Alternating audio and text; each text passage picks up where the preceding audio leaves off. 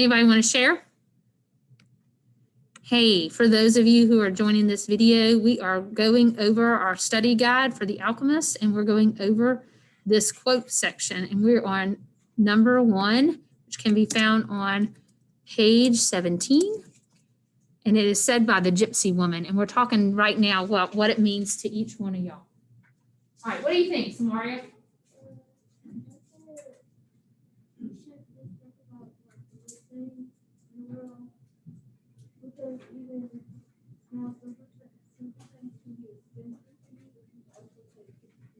Yes, I think that's a great interpretation of what it means to you. So everybody take just a minute. Samaria gave you a great example. What does it mean, this quote mean to you? It's the simple things in life that are the most extraordinary. Only wise men are able to understand. Everybody write yourself an answer, okay? Then we're going to switch to question number 2. I'm going to give you about a minute to write something down. Remember, I'm going to check these for a 50-point homework grade. And if I'm going to give you 50 points for it, you better believe I'm going to read what you put for an answer. So if you just put a bunch of gobbledygook, I'm not going to give you credit for it. So spend just a minute and write a thoughtful answer.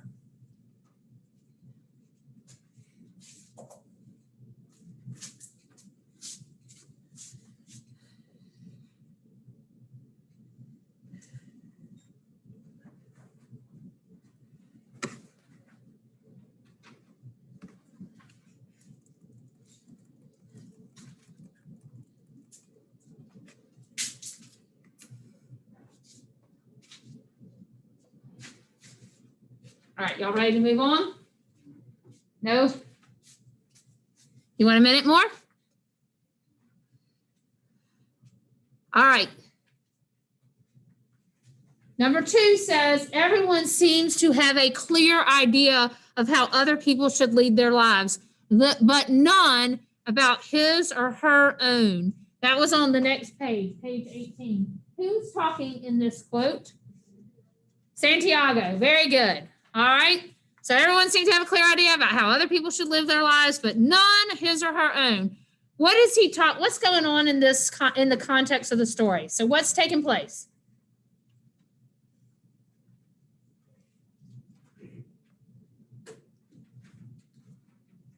What do you think? Read around on page 18. So if you don't know the answer, open your book to page 18 and kind of read around that quote and see what you think. He's kind of talking to himself, absolutely. So he's kind of talking about why he likes being a shepherd. Do you agree, Kylie? So he's kind of talking about why he likes being a shepherd because then he doesn't really have to deal with people very much, right? So what does this quote mean to you personally? Do you agree? Do you disagree? Can you relate?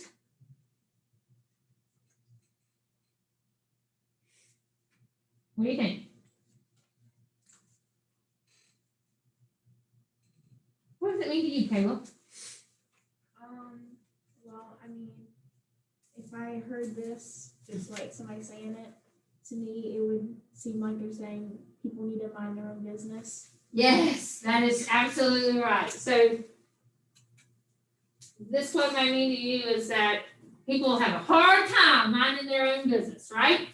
All right, so write yourself an answer. Josh, are you doing this? I don't want you to have to do it by yourself at home because it's a little bit hard. It requires some brain friction, moving your brain. All right. What about number 3? It's meaning personal legend. It is what you've always wanted to accomplish. Everyone, when they're young, knows what their personal legend is. Who said number 3? Who? The King of Salem, also known as Melchizedek, also known as the Old Man. Very good. So you can attribute it however you want. All right. So what's going on in this context in the book? What's happening when the old man says it? He's talking to Santiago. Very good. And what is he leading Santiago? This is like one of the most important parts of the book, right? Do y'all agree? This is kind of where the whole action gets kicked off. The rising action basically starts. So what does this mean? So tell me what it means in the context of the book. Why is this quote important in the book, Austin? Well, it's important because it shows that everybody knows what their personal legend is. It's just there's a clear divide between people who choose to follow it and people who choose to not follow it. Amen. Absolutely. That was a beautifully put. That's exactly what that means. What does it mean to you? What does this quote mean to you? Like, what kind do you take away from that for your own life? Go ahead, Kayla. So like it says, whenever they're young, they know their personal legend. It's like everybody, whenever they're young, like little, they know what they want to do. But once they grow up, they start to kind of think that it might not be possible. And you either follow it or you decide it's not possible and you move on to something else. Right. So does anybody like think about that and go, gosh, I don't want to forget what my personal legend is, and I don't want to give up on it because I think it's impossible. So that could be kind of what it means to you kind of context. Yes. I think it means that people don't want to go outside their comfort zone. That's a great interpretation. You want to say it again? I think it means that people don't want to go outside their comfort zone. Absolutely. Yes. So be careful of being too comfortable. You might miss your personal legend, right?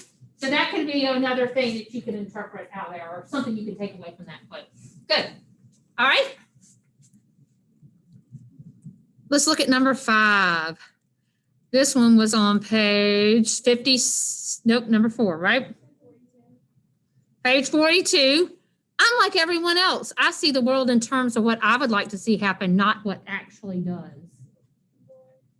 There's the boy. That's Santiago. Very good. What's going on here? What has just happened on page 42? Do y'all remember? His money had just gotten stolen. And how had he seen the world? What did he misjudge right when he says this? What did he see the way he wanted to see instead of reality? He saw the world as nice and good, and then the first time something bad happens to him, he realizes it's not as nice and good as he thought. That's right. He saw the world as nice and good. Especially he saw who is nice and good. That boy he met in the bar, right? So this is kind of a wake up call to Santiago, right? This is kind of the first time we see him kind of become an adult, like, oh wait, there's some reality here, right? What do we take away from that? What's your takeaway? What do you get from that? The world isn't always what it seems. The world isn't always what it seems. Absolutely. What else?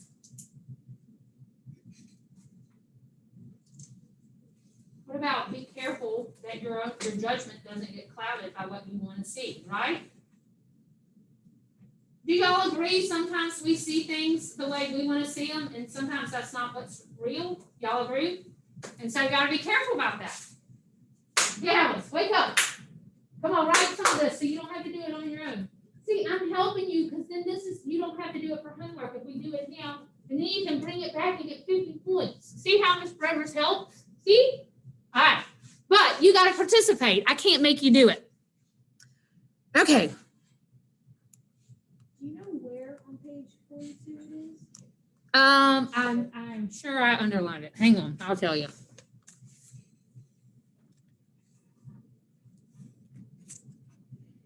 It's actually on 43. Sorry, it's on 43. I should change that.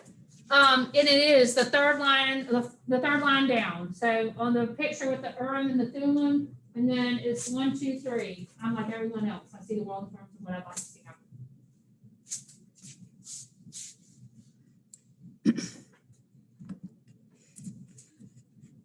All righty, number 5. Y'all ready? Crystal merchant, very good. I'm afraid that if my dream is realized, I have no reason to go on living. All right, what's happening in the context of this? It's on page, I don't know. All right.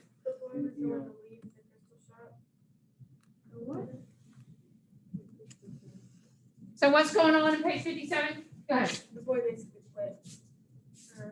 Well, he's thinking about quitting, right? They're kind of talking about that. But what is what conversation are they having? It's about personal legends and what his was. And you remember what his was? To visit a sacred place, the Muslim type.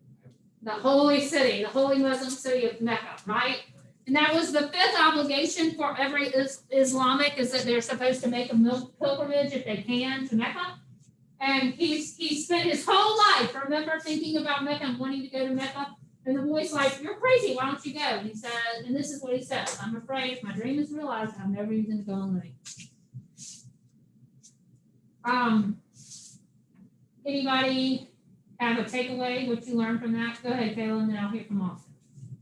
He doesn't want to find his goal. He's afraid he'll lose his purpose in life. Mm-hmm.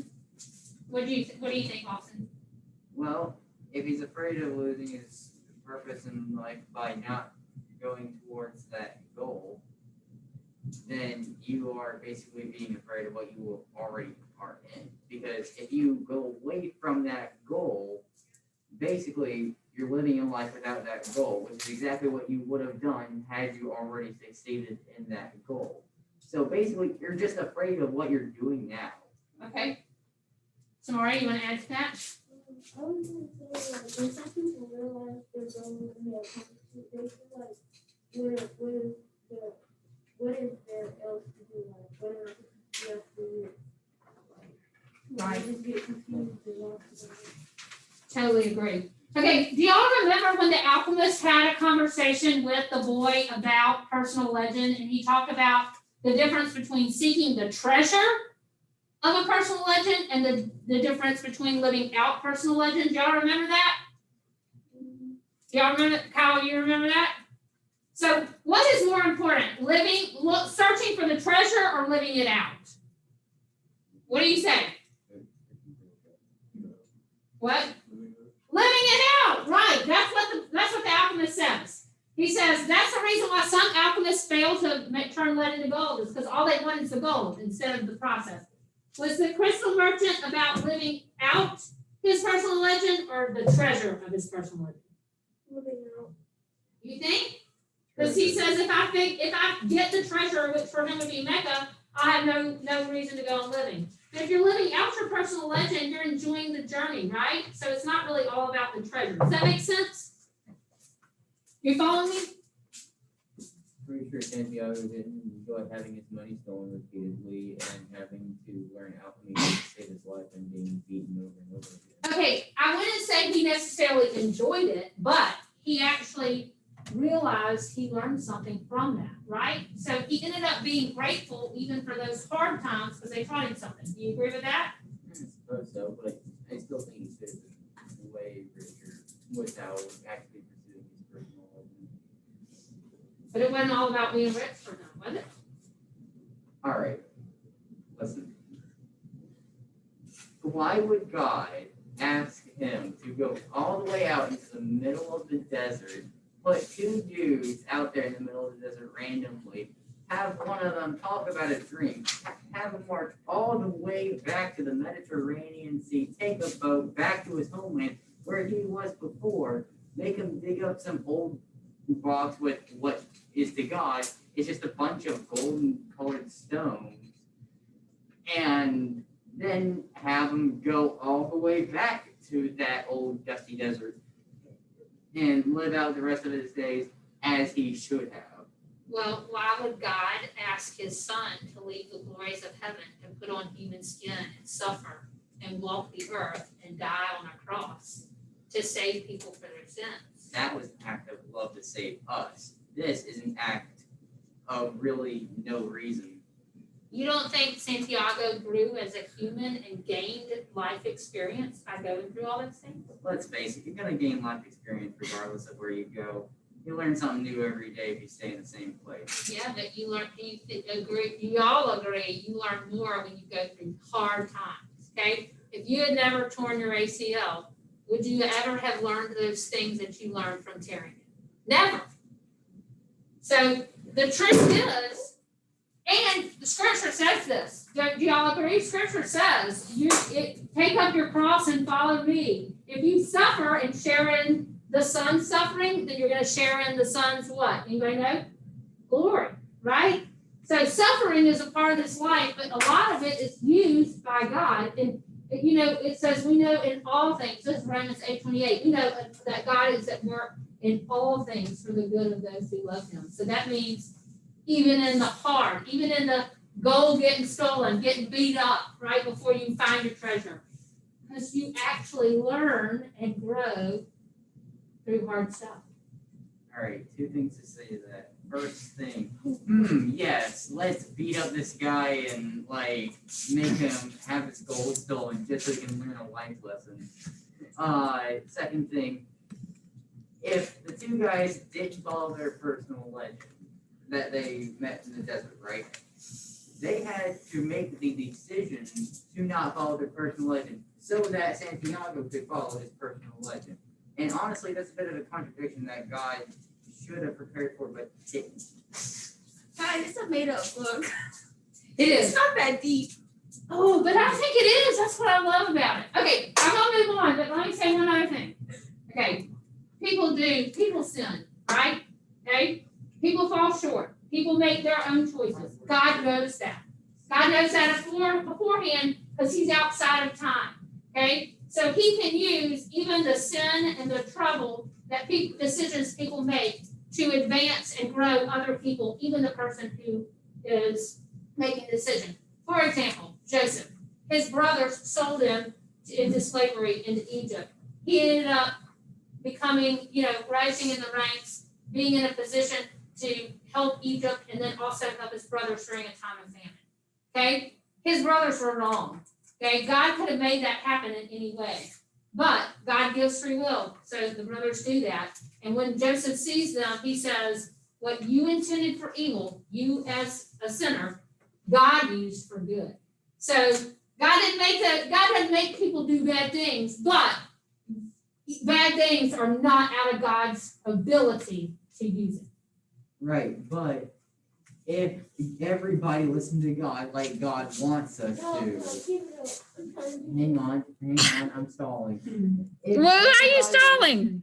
If everybody listened to God as God Himself wants us to, then He would have been led out into the desert, started digging, and died of starvation in the middle of the desert because no two guys showed up. Somebody else stole his treasure, and he would just be stuck there dead, wondering why God forsaken him. Okay, All right.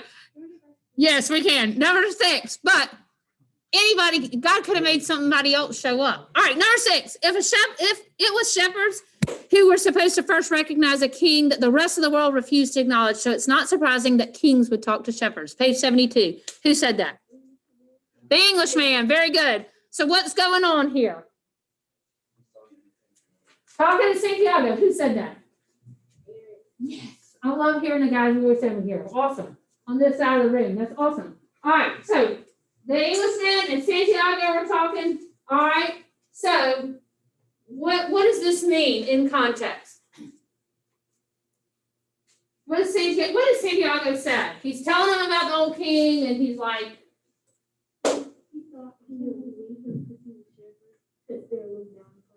yes. So Santiago is like, you don't believe me because I'm just a shepherd. And then this is how the Englishman responds to Santiago. No, I'm not surprised because God first chose to reveal the Messiah to shepherds. So I'm not surprised the king would talk to you.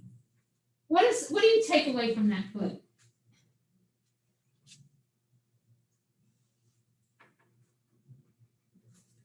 Yeah.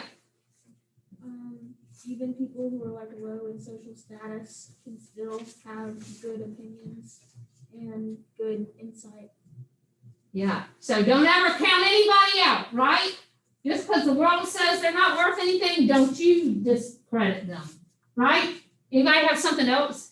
Anybody have a takeaway there about God? There's a truth revealed to us about God in that. What do you see about God in that? Nolan, what you think? Like, no matter like what state of your life you're in, you'll always look to see. Yeah, so God uses unlikely people, right? And so don't ever count anybody out. It reminds me of in Acts when David is chosen as king. Y'all remember he's the shortest brother. He's a shepherd, and Samuel's there to anoint him. And Samuel's like, Jesse's like, it can't be this David. And Samuel says, you are a man, and you look at what people look at, but God looks at the heart, right? So that reveals something to us about God. Got it? Any questions? Write you an answer.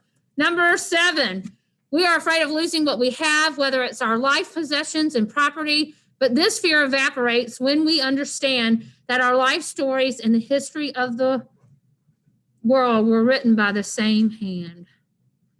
Who said this? The camel driver. Very good. Great job, Samaria. The camel driver. All right, so what's going on here?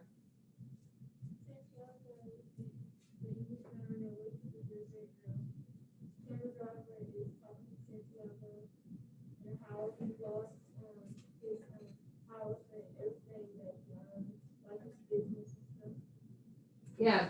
So he's telling Santiago his life story about how he lost everything, and Santiago's like, man, that's terrible. And he's like, well, it's really not. Because when you have the right perspective, then you understand that all of this is a part of God's plan, essentially. So what do you take away from that, context-wise? What does that quote mean to you? God has a plan, even though you don't see it. Yeah. Even when bad things happen, right? That's kind of what the theme of Robert's saying. Even when bad things happen, God can make good come out of it. Something good can come out of it. He can use it. All right. Who said number 8? It's not what enters men's mouths that's evil. It's what comes out of the mouth that is. The alchemist says that, right? This is an example of illusion. Y'all agree? Jesus also said the same thing in Matthew. So what's going on in this? What's going on in context here? If you don't know, I'm gonna call on you. Open your book to page 118 and read around that quote and see, what do you think it means? What's going on? What's happening? And the alchemist was giving him wine, so he was like, isn't wine a little here? And the alchemist said that. Yep. So Santiago and Alchemist, they're in the desert and they're drinking wine, and Santiago says, isn't this wrong, prohibited by the religion here? And he says, nope, here's the deal. So what do you take away from that quote? What's the truth you learn about life in general from that quote?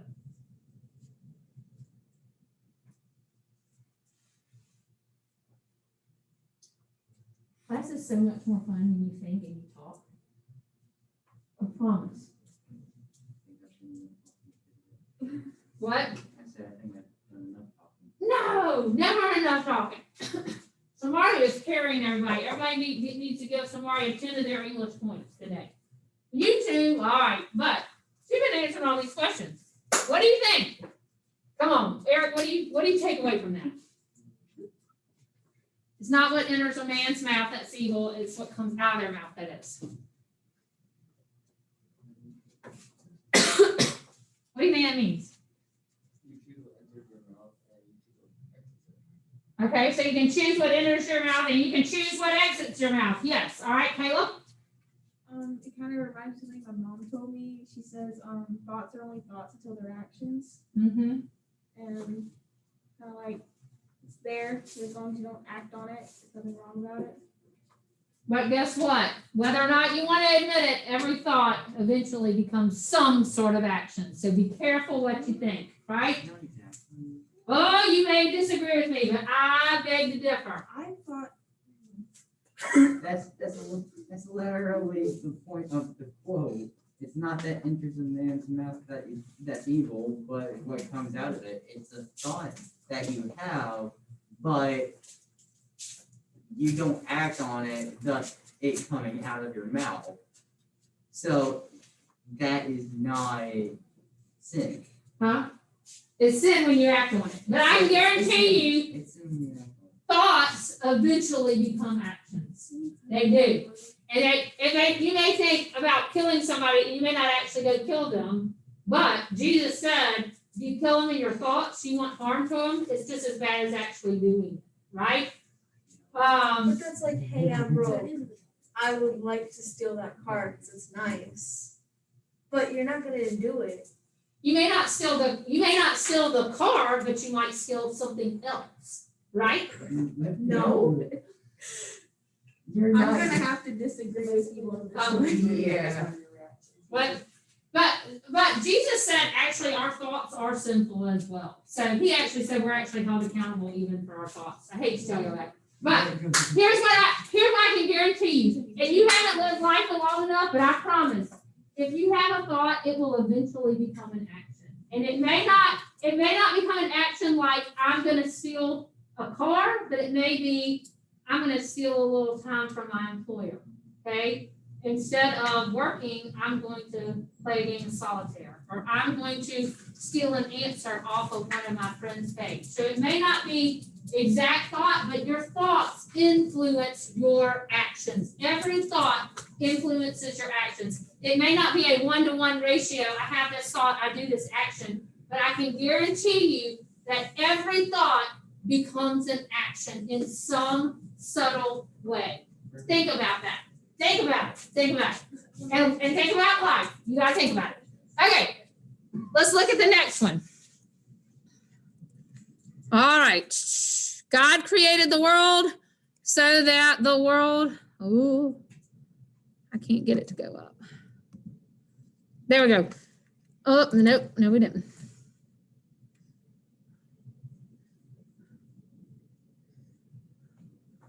All right, God created the world that through its visible objects, men could understand his spiritual teachings and the marvels of his wisdom.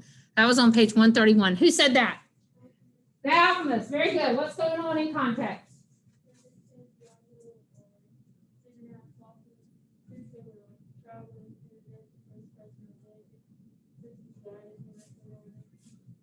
Right. So this is at the end of their time together, right? So time is about to be, they are about to part ways. So this is really at the very end on page 131.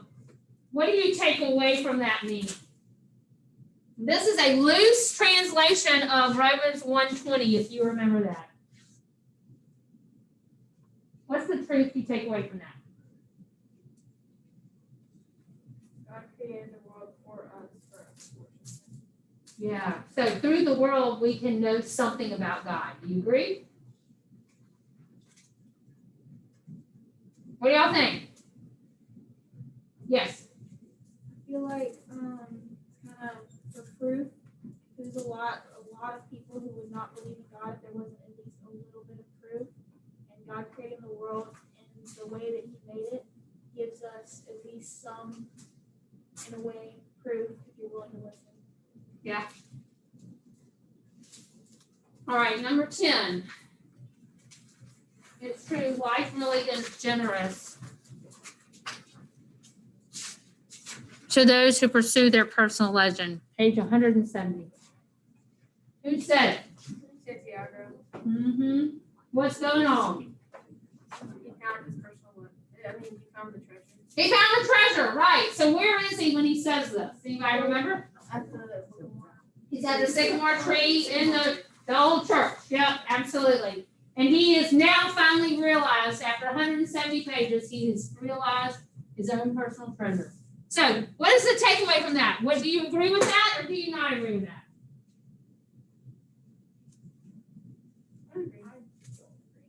You agree, you don't agree? Okay. So what do you take away from that?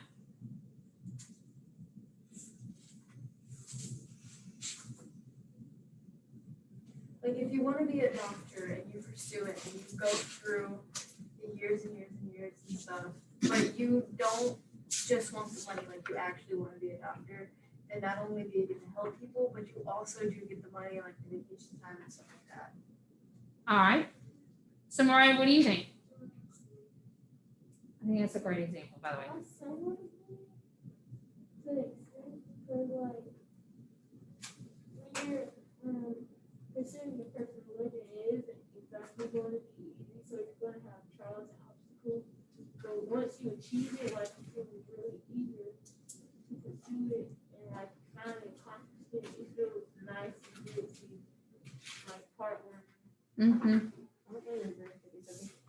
I don't think everybody has it easy. I think a lot of people have to go through, a ton of stuff.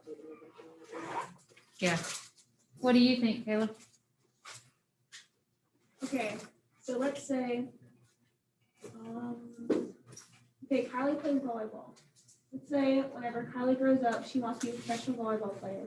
She works hard for her entire life, and then one day she gets in a horrible car accident, and she can no longer play. Then it wasn't her personal vision. Well, I guess you could say that. But if a personal legend is something that you decide and you put your heart to, and she put her heart into volleyball, and then it becomes something she can never achieve. I do agree. But it's not your personal legend, because that's not what But God the calls you personal to legend is do. the thing that you put your heart into the most, is what you decide. Perhaps it's because she's always become that volleyball player that she gets hit by a car.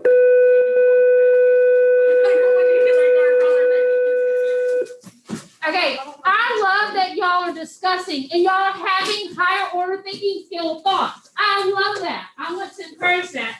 If you did not participate in that discussion today, get into it. Think about it. It makes things so much more exciting. Dallas, tell me what homework is due tomorrow. What? Wait, that's due Friday. What's due for everybody tomorrow? Tell him, Gretchen. Tell him. Dallas, look at Gretchen. Tell him what it is. Words. Tell him with words. The study guide is due tomorrow. Miss Biggs is going to take it up. Put your name on it. It's due tomorrow. It has to be complete. Yeah, you don't like her? Why? That means she's a good stuff. No, she's mean. Not like me, right? Mean, you want me. I walk in the class and you're like, "Good morning, Macy. Have you been having a good day?" But I walk in the class and she looks at me mean, and I'm like, "Oh." Well, you'll be all right without me one day. Study for your test tomorrow. So I lost my study guide, so that's what I was typing in the answers in the OneNote. Okay, Can I turn that in, or do you want me to print it? print it. I don't think I'm gonna go walk across the street now. Yes. No, Kylie, I swear, I just went over there and saw you. And I was like, The ones that are due Friday are for people who were absent yesterday, so not for you.